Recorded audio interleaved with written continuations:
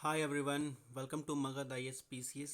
सो government ने 8 pay commission approve कर दिया है। ठीक है, 8वां पे कमीशन जो है सरकार के द्वारा अप्रूव कर दिया गया है।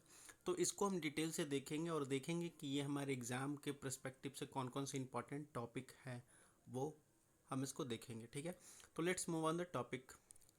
सो देखो, कहता क्या, union cabinet has approve the term of reference of 8 pay commission.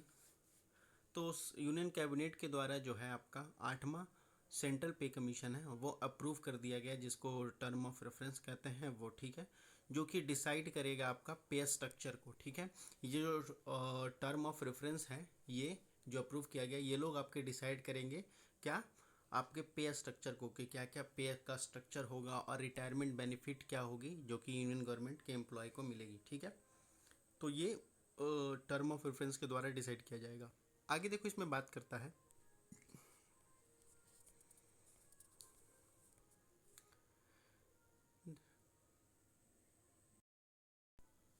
तो देखो आगे इसमें बोलता है कि जो आपके रिटायर्ड जस्टिस हैं रंजना प्रकाश देसाई, जो आपके रिटायर्ड जस्टिस हैं, उनको क्या किया गया, चेयरपर्सन बनाया गया, उनको अध्यक्ष बनाया गया है 8वां पे कमीशन का। ठीक है, तो ये याद रखिएगा, बहुत ही इंपॉर्टेंट हो जाएगा आपके लिए कि कौन आपके चेयरपर्सन थे 8 पे कमीशन का।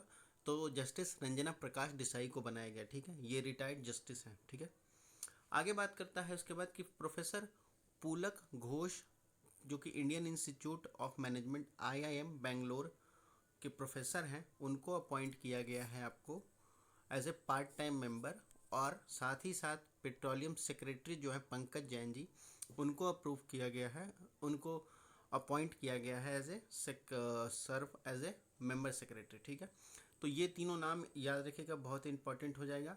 पहला क्या है, चेयरपर्सन आपके कौन है, तो चेयरपर्सन आपके जस्टिस रंजना प्रकाश देसाई हैं, जो कि रिटायर्ड जस्टिस हैं। ठीक है, और वो उनको चेयरपर्सन बनाया गया है। और उसके बाद ये जो है प्रोफेसर पुलक घोष, जो कि Indian institute of management IIM Bangalore के प्रोफेसर हैं, उनको अपॉइंट किया गया as a part time member के तौर पे। ठीक है, उसके बाद पेट्रोलियम सेक्रेटरी जो कि पंकज जैन है, वो सर्व करेंगे एज ए मेंबर सेक्रेटरी के तौर पे। ठीक है, तो ये तीनों नाम इंपॉर्टेंट है। उसके बाद आगे बात करता है, देखो हम जब देखते हैं सेंट्रल पे कमीशन को, तो इसमें देखो जितने सेंट्रल एम्प्लॉय हैं, ठीक है, सेंट्रल गवर्नमेंट में जो भी आपके गवर्नमेंट सर्विस करते हैं, जॉब करते हैं, उनके लिए ये है। तो टोटल बात कर ली जाए तो इनको कितने लोगों को बेनिफिट मिलेगी, तो ये 50 लाख सेंट्रल गवर्नमेंट एम्प्लॉय हैं। ठीक है, अभी सेंट्रल कर्मचारी, केंद्र कर्मचारी जो हैं, जितने लोग केंद्र सरकार में काम करते हैं, लगभग 50 लाख लोग हैं, तो उनको ये कह सकते हैं कि बेनिफिट मिलने जाएगा।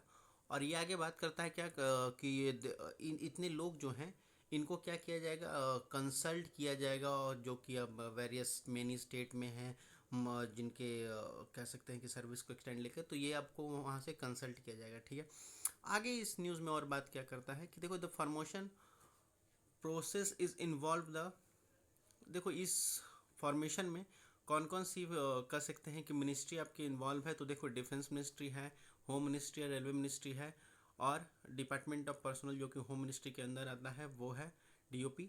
और उसके बाद इतने सारे मिनिस्ट्री हैं, जो मंत्रालय हैं, जो कि इन्वॉल्व हैं इसके फॉर्मेशन में। ठीक है, आगे इस पे कमीशन की बात कर लीजिए, तो इस पे कमीशन में जो कमीशन बनाई गई है, इसमें एक चेयरमैन है, जो कि आपने पढ़ लिया हमने, रंजना देसाई को। ठीक है, उसके बाद एक पार्ट टाइम मेंबर हैं और एक मेंबर सेक्रेटरी हैं। ठीक है, जो कि हमने तीन लोगों को हमने नाम पढ़ा। ठीक है, अब ये जो तीन लोगों की जो कमीशन बनाई गई है, उसमें ये लोग क्या करेंगे, ये लोग रिकमेंड करेंगे कितने, 18 महीनों के अंदर, यानी लगभग लगभग आपको 1.5 साल के अंदर ये आपको कमिटी बना करके गवर्नमेंट को रिकमेंड करेंगे कि ये कमीशन, ये स्ट्रक्चर है, इस स्ट्रक्चर से आपको सेंट्रल गवर्नमेंट के एम्प्लॉय को ये पे देना चाहिए।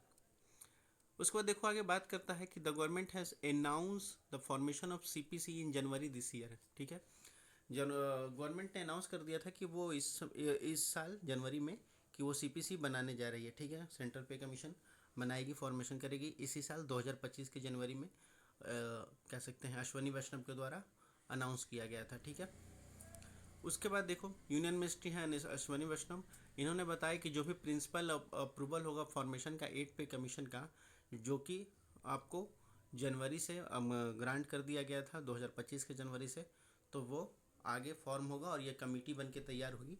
उसके बाद जो भी कमेटी सजेस्ट करेगी, रिकमेंड करेगी, जैसे कि 3 लोगों की जो कमेटी बनाई गई है, वो कमेटी क्या करेगी, 3 लोगों ने कमेटी बनाई 18 महीने के अंदर, और 18 महीने के बाद तीनों जो कमेटी है वो रिकमेंड करेगी सरकार को, अपना बताएगी स्ट्रक्चर की ये प्रोसेस है, इस स्ट्रक्चर के अनुसार हम एम्प्लॉय को कह सकते हैं कि ऐसे ऐसे उनको सैलरी प्रोवाइड कराएंगे, ठीक है, और ये आपका उनका रिटायरमेंट बेनिफिट होगा ये।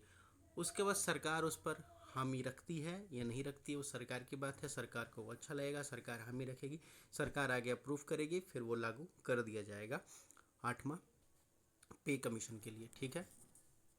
तो ये ओवरऑल न्यूज़ था, ठीक है। बाकी अगर कोई डाउट या कोई क्वेश्चन हो तो आप लोग कमेंट सेक्शन में पूछ सकते हो। तब तक पढ़ते लिखते